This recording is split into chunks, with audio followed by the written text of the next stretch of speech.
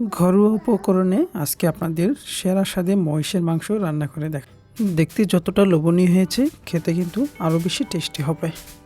তো চলুন বেশি দেরি না করে শুরু করা যাক। প্রথমে একটা মশলা তৈরি করে নেব। তো আমি একটা বাটিতে নিয়ে নিলাম 1 চামচ জিরা, দিয়ে দিলাম 1 চামচ আস্ত ধনিয়া, দিয়ে দিলাম হাফ চামচের একটু কম ময়ূরি, তারপরে দিয়ে দিলাম 10-12টা শুকনো মরিচ। এখন এগুলোকে 10 মিনিটের মতো ভিজিয়ে রাখবো। তারপর ব্লেন্ডার করে ব্লেন্ড করে নেব। তারপর ব্লেন্ডার জারে দিয়ে দিলাম বড় সাইজের 4টা পেঁয়াজ কুচি, আর দিয়ে দিলাম 2 কোয়া রসুন কুচি। এখন এগুলোকে ব্লেন্ড করে পেস্ট বানিয়ে নেব। তারপর ভিজিয়ে রাখা মশলাটাকেও পেস্ট বানিয়ে নেব। আমি এখানে হাফ কেজির মতো মহিষের মাংস নিয়েছি। তারপর একটা প্যানে বেশি করে তেল দিয়ে দিলাম। তেলটা যখন গরম হয়ে আসবে, পেঁয়াজ রসুনের পেস্টটা দিয়ে দেব। পেঁয়াজ রসুনের পেস্টটাকে 2 থেকে 3 মিনিট একটু ভালো করে ভেজে নেব। ভাজা হয়ে গেলে দিয়ে দিব 1.5 চামচের মতো আদা বাটা। এখন এই আদা বাটাকে ততক্ষণ ভাজতে থাকবো যতক্ষণ পর্যন্ত ওর কাঁচা গন্ধ চলে না যায়। তারপর এখানে দিয়ে দিব কিছু গরম মশলা, তেজপাতা, এলাচ, দারচিনি। তারপর অ্যাড করে দিলাম মরিচের যে পেস্টটা বানিয়ে রেখেছিলাম সেটা দিয়ে দিলাম।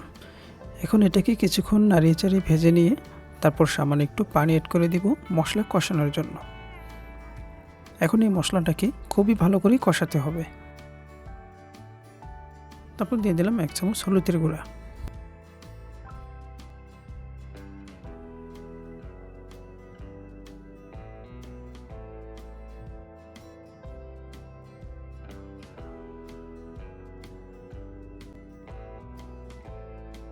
তারপর কষানোর শেষ পর্যায়ে এসে দিয়ে দিব স্বাদমতো লবণ। লবণটা ভালো করে মিশিয়ে তারপর দিয়ে দিলাম মহিষের মাংস। এখন মাংসটাকে মশলার সাথে খুবই ভালো করে মিক্স করে নিতে হবে। তারপর উপরে কিছু টমেটো দিয়ে দিলাম। টমেটোটা দিলে মাংসের স্বাদ আরও দ্বিগুণ বেড়ে যায়।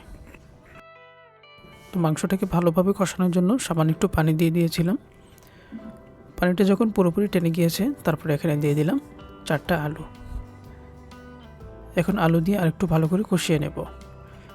তারপর দিয়ে দেব পরিমাণ মতো জল। জলটা দিয়ে ভালো করে ঢাকনা দিয়ে ঢেকে দিয়ে মিডিয়াম আঁচে রেখে 30 মিনিটের মতো রান্না করে নিলেই হয়ে যাবে।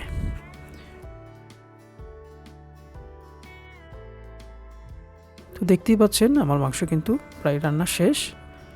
তো ভিডিওটি কেমন লাগলো অবশ্যই কমেন্ট করে জানাবেন। যদি ভালো লেগে থাকে তাহলে আজকে কিচেন রুম চ্যানেলটি সাবস্ক্রাইব করে বেল আইকনটি বাজিয়ে রাখবেন।